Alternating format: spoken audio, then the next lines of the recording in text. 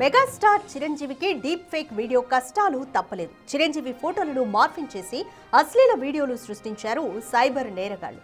Social media వెబ్సైట్లలో వాటిని post చేశారు. ఆ వీడియోలు తన పరువు ఆర్థిక హక్కులకు భంగం కలిగిస్తున్నాయంటూ సిటీ సివిల్ కోర్టు చిరంజీవి ఆశ్రయించారు. పిటిషన్పై విచారణ జరిపి తాత్కాలిక నిషేధాజ్ఞలు జారీ చేసింది కోర్టు. చిరంజీవి పేరు, ఫోటోలు, వాయిస్, బిరుదులను వాణిజ్య, వ్యక్తిగత ప్రచారాలకు ఉపయోగించుకోవద్దని కోర్టు ఆదేశాలిచ్చింది. AI, deep fake, face morphing, metaverse వంటి డిజిటల్ ఫార్మాట్ కు కూడా తీర్పు వర్తిస్తుందని కోర్టు తెలిపింది. 30కి పైగా వెబ్సైట్లు, ఈ-కామర్స్ ప్లాట్ఫామ్లు, యూట్యూబ్ ఛానల్స్, డిజిటల్ మీడియా సంస్థలన్నీ 72 గంటల్లో URL లింక్లను తొలగించాలని కోర్టు ఆదేశించింది.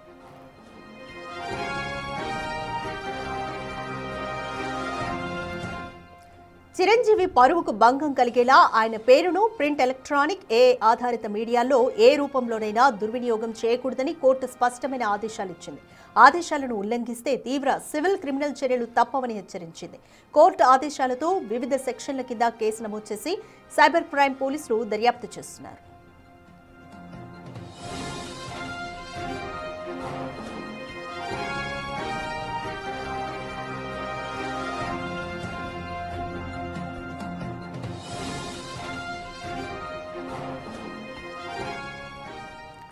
రైట్, మెగాస్టార్ చిరంజీవికి కూడా డీప్ ఫేక్ వీడియో కష్టాలు తప్పేలా కనిపించట్లేదు.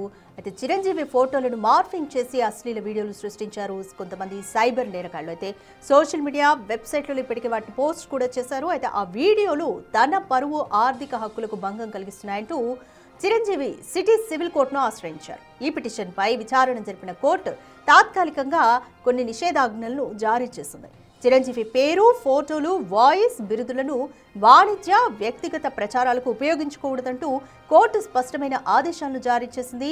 AI, deep fake, face morphing, metaverse వంటి డిజిటల్ ఫార్మాట్స్ కి కూడా ఈ తీర్పు వర్తిస్తుంది అని కోర్టు స్పష్టం చేసింది. 30కి పైగా వెబ్సైట్లు, ఈ-కామర్స్ ప్లాట్ఫామ్లు, యూట్యూబ్ ఛానల్స్, డిజిటల్ మీడియా సంస్థలన్నీ కూడా 72 గంటల్లో URL లింకులను తొలగించాలంటూ కోర్టు ఆదేశించింది. అయితే చిరంజీవి పరువుకు భంగం కలిగేలా ఆయన పేరును ప్రింట్, ఎలక్ట్రానిక్, ఆధారిత మీడియాలో ఏ రూపంలో కూడా దుర్వినియోగం చేయకూడదంటూ కోర్టు స్పష్టమైన ఆదేశాలిచ్చింది. ఆదేశాలను ఉల్లంఘిస్తే తీవ్ర సివిల్, క్రిమినల్ చర్యలు తప్పవని హెచ్చరించింది.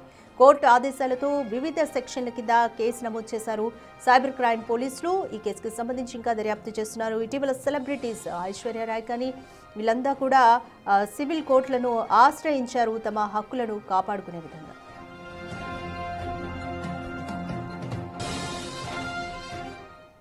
రైట్, మోర్ డీటెయిల్స్ మా ప్రతినిధి విజయ్ అందిస్తారు. రైట్ విజయ్, ఇప్పుడు చిరంజీవి కూడా సిటీ సివిల్ కోర్టును ఆశ్రయించారు. తన మీద ఉన్న డీప్ ఫేక్ వీడియోలను కూడా తొలగించాలంటూ కూడా కోర్టు ఆదేశించింది. కంప్లీట్ డీటెయిల్స్ చెప్పండి. ఎస్ రాధిక, మెగాస్టార్ చిరంజీవి కూడా ఈ డీప్ ఫేక్ సంబంధించినటువంటి సైబర్ నేరగాళ్లకు సంబంధించినటువంటి ఇదైతే తప్పలేదనే చెప్పాలి.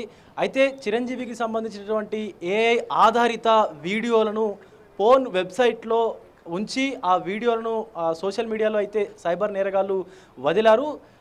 అచ్చు చిరంజీవి ఫేస్ కట్తోనే అలాగే ఆయన వాయిస్ని కూడా డీప్ ఫేక్ చేసి ఏఐ ఆధారిత ఆ వీడియోలను జనరేట్ చేసి ఆ వీడియోలని ఇంటర్నెట్లో అయితే వదిలారు. దానికి సంబంధించి iphone.net అనేటువంటి ఒక వెబ్సైటు అలాగే ఇతర సోషల్ మీడియా మాధ్యమాల్లో కూడా ఈ చిరంజీవికి సంబంధించినటువంటి ఈ వీడియోలను అయితే వదిలారు. ఆయనకు సంబంధించినటువంటి గతంలో ఆయన కొన్ని పార్టీస్లో కావచ్చు, ఇతర ఏదైనా ఫంక్షన్స్లో పాల్గొన్నటువంటి వీడియోలను తీసుకొని ఆ వీడియోల ఆధారంగా ఈ డీప్ ఫేక్ వీడియోలను కూడా సృష్టించినట్టుగా అయితే తెలుస్తూ ఉంది. దీనికి సంబంధించి ఇప్పటికే చిరంజీవి సిటీ సివిల్ కోర్టును కూడా ఆశ్రయించారు. ఆ చిరంజీవి సిటీ సివిల్ కోర్టుని ఆశ్రయించిన తర్వాత ఒక నిషేధాజ్ఞలను కూడా అటు సిటీ సివిల్ కోర్టు కూడా జారీ చేసింది. ఆయనకు సంబంధించినటువంటి వీడియోస్లో ఉన్నటువంటి URLs లింక్స్ కావచ్చు, ఇతర ఆయనకు సంబంధించినటువంటి ఫోటోలు కావచ్చు, వీడియోలు కావచ్చు, వాయిస్లు కావచ్చు, ఆయన అనుమతి లేకుండా వాడుకోవడానికి వీలు లేకుండా అయితే నిషేధాజ్ఞలు కూడా జారీ చేసింది. 3 రోజుల్లోగా ఈ URLకు సంబంధించినటువంటి లింక్స్ ఏవైతే ఉంటాయో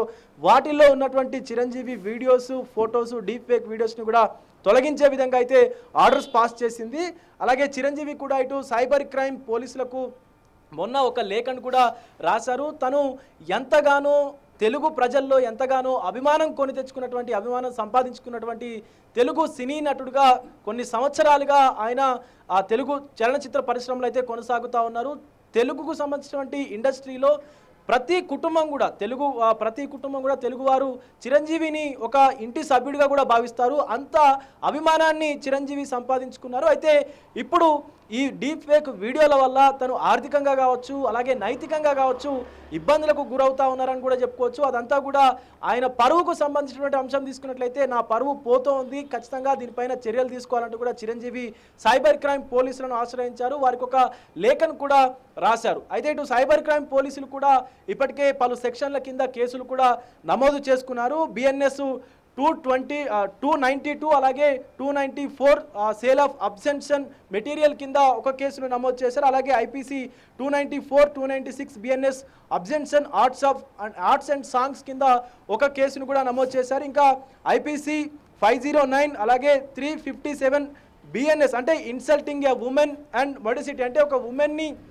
ఆబ్జిఫెక్టింగ్గా మాట్లాడుతూ ఆ వీడియోలను కూడా తయారు చేశారు కాబట్టి అందులో వేరే మహిళను కూడా ఇంక్లూడ్ చేశారు కాబట్టి ఈ యాక్ట్ కూడా పెట్టారు. అలాగే section 67 and section 67A of the IT act అంటే ఇన్ఫర్మేషన్ టెక్నాలజీ యాక్ట్ కింద ఈ యాక్ట్ను కూడా పెట్టారు, ఈ సెక్షన్ను కూడా పెట్టారు. అలాగే section 2C and 3 of the indecent representation of women or prohibition act 1986 act కింద కూడా మరొక కేసును కూడా పెట్టారు. అలాగే ఇతర ఏదైతే ఈ డీప్ ఫేక్ వీడియోలకు సంబంధించినటువంటి సెక్షన్లు అమలవుతాయో ఆ సెక్షన్ల కింద కూడా పోలీసులు సైబర్ క్రైమ్ పోలీసులు అయితే కేసును కూడా నమోదు చేసుకున్నారు. ఇటు సైబర్ క్రైమ్ పోలీసులకు చిరంజీవి రాసినటువంటి లేఖ చూసుకున్నట్లయితే మనకి ఇక్కడ కనిపిస్తూ ఉంది. I Chiranjeevi Konidela late Konidela Venkateswara Rao at reputed film artist, public figure and former union minister known for my contribution to the film industry society through my ఏదైతే ఫిలిం ఇండస్ట్రీలో అలాగే ఇదివరకు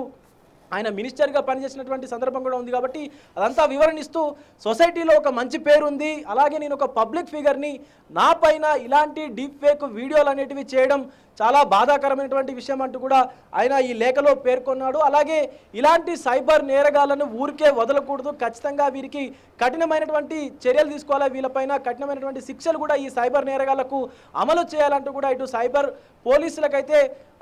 సైబర్ క్రైమ్ పోలీసులకైతే చిరంజీవి ఒక లేఖను కూడా రాశారు. రాధిక రైట్ విజయ్, అయితే కోర్టు 72 గంటల టైం ఇచ్చింది. వెబ్సైట్స్ ఎవరైతే అప్లోడ్ చేశారో వాళ్ళకి యూఆర్ఎల్ లింక్స్ అన్నింటినీ కూడా రిమూవ్ చేయాలంటూ. ఒకవేళ ఈ 72 గంటల టైంలో వీళ్ళు రిమూవ్ చేయకపోతే కోర్టు ఇంకా ఎటువంటి చర్యలకు ఉపక్రమిస్తుంది అనుకోవచ్చు? ఖచ్చితంగా రాధిక, ఈ 72 గంటల్లో గనక ఎవరైతే సోషల్ మీడియాలో చిరంజీవికి సంబంధించినటువంటి డీప్ ఫేక్ వీడియోలని అప్లోడ్ చేశారు, కొన్ని వెబ్సైట్స్ మనం చూసాము, iphone.net అనేటువంటి ఈ వెబ్సైట్స్ కొన్ని ఉన్నాయి. ఇలాంటి వెబ్సైట్స్లో ఏదైతే చిరంజీవికి సంబంధించినటువంటి డీప్ ఫేక్ వీడియోలని దానిలో ఉంచారో, అప్లోడ్ చేశారో, అవన్నీ కూడా ఆ యూఆర్ఎల్కు సంబంధించినటువంటి లింక్స్ అన్నీ కూడా వెంటనే డిలీట్ చేయాలి. 72 గంటల్లోగా డిలీట్ చేయకపోతే కోర్టు అలాగే సైబర్ క్రైమ్ పోలీసులు కఠినమైనటువంటి చర్యలు తీసుకునేటువంటి అవకాశం కూడా కనిపిస్తూ ఉంది.